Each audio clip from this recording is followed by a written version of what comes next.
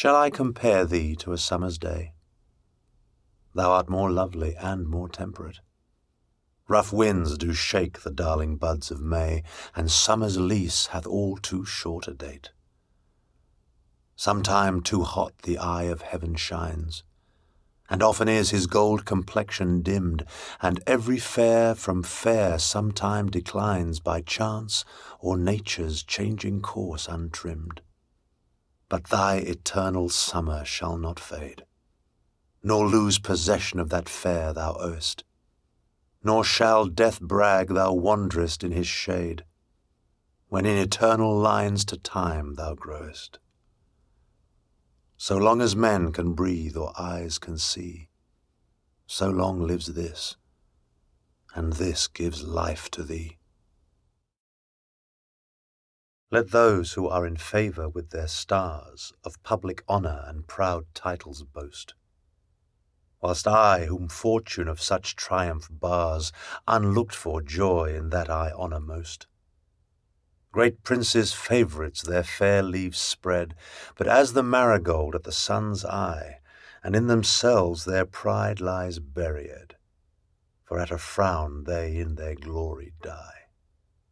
The painful warrior famous Ed for fight, after 1,000 victories once foiled, is from the book of honour razed quite, and all the rest forgot for which he toiled.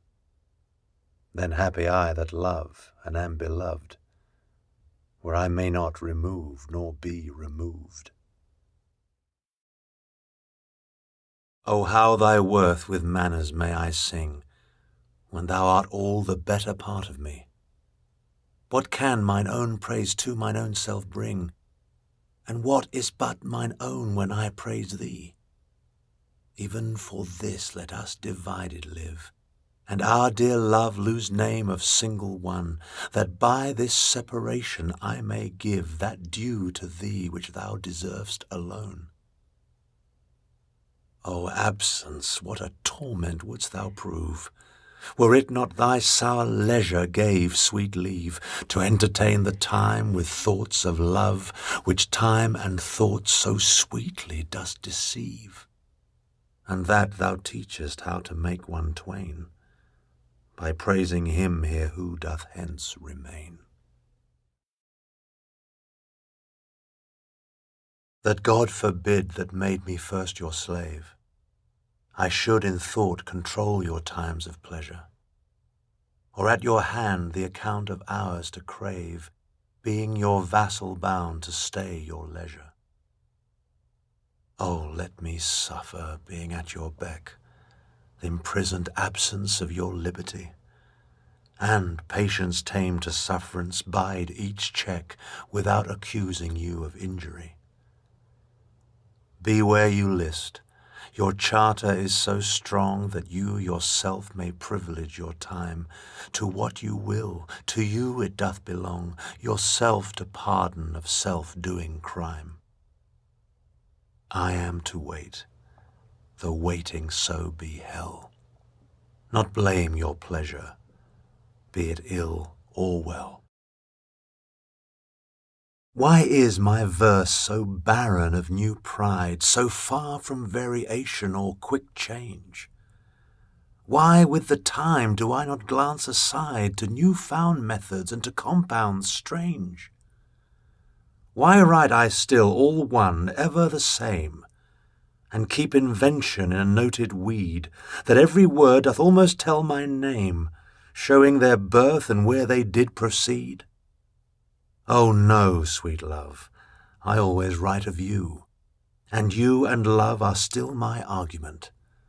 So all my best is dressing old words new, spending again what is already spent. For as the sun is daily new and old, so is my love still telling what is told. They that have power to hurt and will do none, that do not do the thing they most do show, who moving others are themselves as stone, unmoved, cold, and to temptation slow. They rightly do inherit heaven's graces, and husband nature's riches from expense. They are the lords and owners of their faces, others but stewards of their excellence. The summer's flower is to the summer sweet, though to itself it only live and die. But if that flower with base infection meet, the basest weed outbraves his dignity. For sweetest things turn sourest by their deeds. Lilies that fester smell far worse than weeds. Oh, never say that I was false of heart, though absence seemed my flame to qualify. As easy might I from myself depart as from my soul which in thy breast doth lie. That is my home of love. If I have ranged, like him that travels, I return again, just to the time, not with the time exchanged, so that myself bring water for my stain. Never believe, though in my nature reigned all frailties that besiege all kinds of blood, that it could so preposterously be stained to leave for nothing all thy sum of good. For nothing this wide universe I call, save thou, my rose.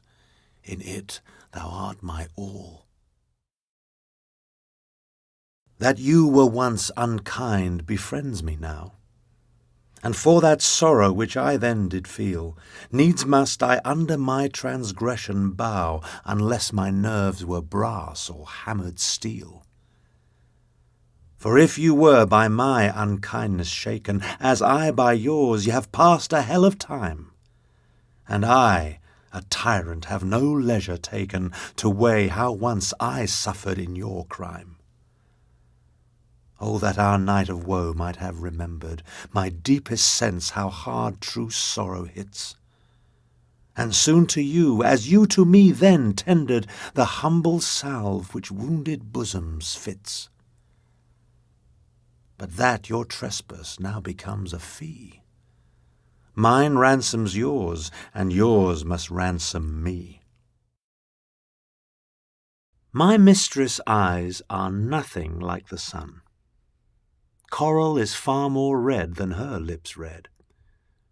If snow be white, why then her breasts are dun. If hairs be wires, black wires grow on her head. I have seen roses damasked, red and white, but no such roses see I in her cheeks. And in some perfumes is there more delight than in the breath that from my mistress reeks.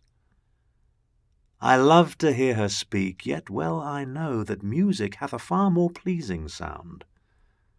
I grant I never saw a goddess go. My mistress when she walks treads on the ground.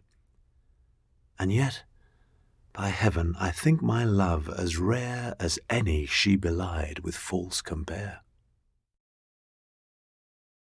Thou blind fool, love, what dost thou to mine eyes, that they behold and see not what they see? They know what beauty is, see where it lies, yet what the best is, take the worst to be. If eyes corrupt by over-partial looks be anchored in the bay where all men ride, why of eyes' falsehood hast thou forged hooks whereto the judgment of my heart is tied? Why should my heart think that a several plot, which my heart knows the wide world's commonplace, or mine eyes seeing this say this is not to put fair truth upon so foul a face? In things right true my heart and eyes have erred, and to this false plague are they now transferred. Those lips that love's own hand did make breathed forth the sound that said, I hate, to me that languished for her sake. But when she saw my woeful state, straight in her heart did mercy come, chiding that tongue that ever sweet was used in giving gentle doom, and taught it thus anew to greet. I hate she altered with an end that followed it as gentle day doth follow night, who, like a fiend from heaven to hell is flown away. I hate from hate away she threw, and saved my life, saying, not you.